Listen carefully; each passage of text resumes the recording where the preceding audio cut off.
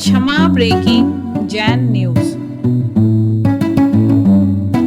महाराज जी, मेरा प्रश्न है, अष्टायन का पर्व में चारों निकाय के देव नंदीश्वर की भक्ति करने चले जाते हैं अपना घर छोड़ के। हम भी अपना घर त्याग के यहाँ पे आए हैं और जितने टाइम यहाँ खुला रहता है उतने टाइम भक्ति करते, तो क्या हमको वही पुण्य मिलेगा जो देवताओं को मिलता है? उससे ज़्यादा भी मिल सकता है। अरे देवताओं के पास तो फैसिलिटी है, फिर वो इतना कर रहे हैं। उनको न भूख लगनी, न प्यास लगनी, न कोई देह की चिंता करनी। अपने साथ तो सब ठटकरम लगे। उसके बाद भगवान के दरबार में डटे। और नंदीश्वर द्वीप में सर्दी गर्मी कुछ भी नहीं है, यहाँ तो सारी शल्य है। फिर आप कर रहे हैं, तो मैं बता रहा हूँ, अनुकूलता में किए जाने वाले धर्म से अनंत गुना फल प्रतिकूलता में किए जाने वाले धर्म से होता है। और ऐसा मैं अपने मन से नहीं बोल रहा हूँ, हमारे शास्त्रों में ऐसा लिखा है कि चौथे काल की 1000 वर्ष की तपस्या का फल पंचम काल के एक दिन की तपस्या में मिल सकता है, अगर ज्ञान से प्राप्त। नमस्ते महाराज जी। समझ गए? तो वो वैसी सुविधा है। तो तुम देवों की चिंता मत करो, अपने अंदर दिव्यता को प्रकट कर लो, देवता तुम पर न्यौछावर होंगे। समझ गए? चलिए अगला। रेखा जी पहाड़िया मालेगांव, वे अपना प्रश्न कर रही हैं और उसके बाद में तैयार रहेंगे संजीता पाटनी रतलाम। हे गुरुवर, आपके चरणों में मेरा बारंबार नमोस्तु, चुल्लक जी के चरणों में बारंबार इच्छामी। हे गुरुवर, मैं अपने घर में छोटे छोटे मेरे पोते पाती हैं, 4 साल 5 साल के, उनसे जब भी भगवान का बोलती हूँ कि आप नमोकार सीखो या अपने 12 भावना करिए, तो वो बोलते दादी आप हमेशा भगवान की बातें क्यों करती हो, आपको और कोई बातें आती नहीं है क्या, आपको इतने भगवान पसंद क्यों हैं? तो मैंने उनसे कहा कि बेटा भगवान से आप नाम लोगे तो आपको आपकी हेल्प करेंगे, आप स्ट्रांग बनोगे। लेकिन मुझे लगता है कि मैंने उनको ये पर्याप्त उत्तर नहीं दिया है, तो मैं उन्हें वापस क्या बताऊं कि उनकी और श्रद्धा बढ़े। बहुत बहुत अच्छा सवाल है। आपने उत्तर जो दिया, अमूमन ऐसा ही उत्तर दिया जाता है, लेकिन इसका सबसे, अगर ये सवाल मुझसे कोई पूछता तो मैं इसका पहला उत्तर ये देता कि बेटा इस सृष्टि में सबसे श्रेष्ठ यदि कोई है तो भगवान है, और मैं सर्वश्रेष्ठ को पसंद करती हूँ। नमस्ते। भगवान से श्रेष्ठ कोई नहीं। बोले क्यों? क्योंकि संसार में जितने भी प्राणी उनमें कोई ना कोई दोष और दुर्बलता है, एकमात्र भगवान ही ऐसे हैं जो वीतराग हैं, उनमें कोई दोष नहीं, उनमें कोई दुर्बलता नहीं। उनसे बोलो तुम देखो भगवान के पास, भगवान को देखो, न किसी को राग है, न किसी से द्वेष है, न किसी से ईर्ष्या है, न घमंड है, न मान है, न अपमान है, न किसी को आंखें दिखाते हैं, न किसी से मुस्कुराते हैं। वे अपने में हाथ पे हाथ धरकर आनंद में भरे हैं। यही हमारे जीवन का सर्वश्रेष्ठ रूप है, और हम भी असल में वैसे ही हैं, इसलिए हमें वैसा बनना है, इसलिए भगवान हमें पसंद है। ये उत्तर दो कि भगवान से श्रेष्ठ इस सृष्टि में कोई नहीं। उस श्रेष्ठता का जब हम अनुभव करेंगे तभी भगवान के साथ सही जुड़ाव हो पाए। नमस्ते गुरुदेव। संजीता जी पाटनी रतलाम अपने परिवार के साथ में प्रश्न कर रही हैं और उसके बाद में तैयार रहेंगे अनीता गुप्ता जैन संगम नगर। गुरुवर के चरणों में नमस्तु नमस्तु नमस्तु। महाराज जी, मेरा सवाल यह है कि पहले तो मैं कहना चाहूँगी कि 2018 में आपका चातुर्मास रतलाम में हुआ और हमारे जीवन में बहुत बड़ा परिवर्तन आया, और उसी समय हमारे जीवन में एक ऐसे व्यक्ति का आना हुआ, नाम नहीं लेना चाहूँगी मैं।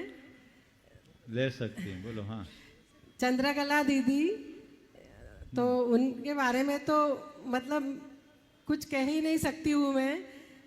और मैं 2018 से लेके तो आज का दिन है, ऐसा कोई भी दिन नहीं जाता कि उनको मतलब मैंने याद नहीं किया हो और उनके बारे में मतलब खैर।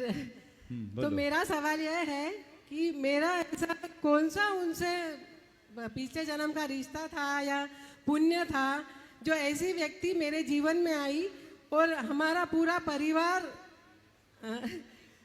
उनका ऋणी हो गया। देखो, व्यक्ति व्यक्ति का अपना प्रभाव होता है, पर यह प्रभाव दो प्रकार का होता है। एक व्यक्ति विशेष से लगाव और एक व्यक्ति के गुणों से लगाव। यदि हम किसी व्यक्ति विशेष से जुड़ते हैं तो ये राग और मोह से जुड़ा होता है, और यदि हमें किसी के गुण आकर्षित करते हैं तो ये स्नेह, वात्सल्य या श्रद्धा भक्ति का रूप लेता है। अब हमें ये देखना चाहिए कि हम किस तरह से जुड़े। अगर व्यक्तिगत रूप से हम किसी से जुड़ते हैं राग प्रेरित होकर, तो वो कभी भी द्वेष में बदल सकता है। लेकिन किसी के व्यक्तित्व से प्रभावित होकर हम उनके गुणों के प्रति आकृष्ट होते हैं तो वो हमारे गुणात्मक परिवर्तन का कारण बनता है। इसलिए हमें हमेशा गुणियों से अनुराग रखना चाहिए और गुणों से अनुराग रखना चाहिए, और अपना व्यक्तित्व भी ऐसा बनाना चाहिए कि हम औरों के लिए प्रेरणा बन सके, हर किसी के आदर्श बन सके, किसी की उपेक्षा के पात्र। नमस्तु नमस्तु नमस्तु। अनिल गुप्ता जैन, संगम नगर, मंडल नंबर 79, इनका मंडल भी है। एक बार जोरदार ताली बजाने। और उसके बाद में तैयार रहेंगे आज अपने बीच में वर्तमान पुलिस अधीक्षक पीटीसी इंदौर सौम्या जैन यहाँ पर उपस्थित हैं। हाँ। वे अपना प्रश्न करेंगी। गुरुवर के चरणों में हम सभी का त्रय बार नमस्तु। गुरुवर, इस महान सिद्ध चक्र विधान में आपके सानिध्य में सम्मिलित होने का अवसर आवाज मिला, कहाँ से आ रही है? हमारा परम सौभाग्य है। हाँ गुरुवर, हाँ। कई विधान हम अपने जीवन में करते हैं, पर क्या कारण है कि इन विधानों को करते हुए भी प्रतिकूल बाह्य परिस्थितियों से छोटे छोटे विकल्पों में भी मन की प्रसन्नता खंडित हो जाती है। गुरुवर, ऐसा क्या करना चाहिए कि इन विधानों को करते हुए भी और इसके पश्चात भी मन की प्रसन्नता बनी रहे और आचार विचार और व्यवहार में उत्तरोत्तर प्रगति हो? बहुत अच्छा सवाल किया। देखिए, पूजा विधान आदि धार्मिक क्रियाएं बड़े मंगलकारी अनुष्ठान होते हैं, और हमें ऐसे अनुष्ठानों में बहुत उत्तम भाव के साथ जुड़ना चाहिए, विशुद्धि के साथ जुड़ना चाहिए, उत्कृष्टता के साथ जुड़ना चाहिए।